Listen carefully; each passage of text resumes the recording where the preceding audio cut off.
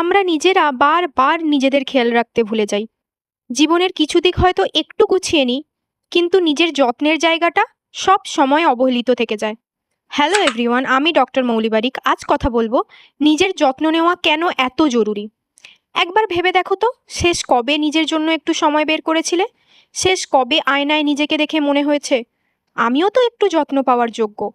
দিনের পর দিন শুধু দায়িত্বের বোঝা কাঁধে নিয়ে ছুটে চলেছ। এবার বলবে হয়তো, এত টাকা কোথায়, নিজের পেছনে টাকা খরচ করা তো একটা বিলাসিতা। কিন্তু সত্যিই কি তাই?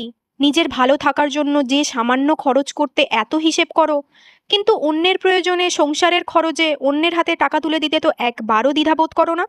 মনে রেখো, দায়িত্ব সারা জীবন থাকবে, কিন্তু তুমি যদি শারীরিক ও মানসিকভাবে সুস্থ না থাকো, তাহলে সেই দায়িত্ব একদিন আর ঠিকমতো পালন করতে পারবেই না। তাই আজ থেকে সিদ্ধান্ত নাও, নিজেকে ভালোবাসবে, নিজের শরীর ও মনের যত্ন নেবে, কারণ তুমি ভালো থাকলেই তোমার প্রিয় মানুষগুলোকে ভালো রাখতে পারবে।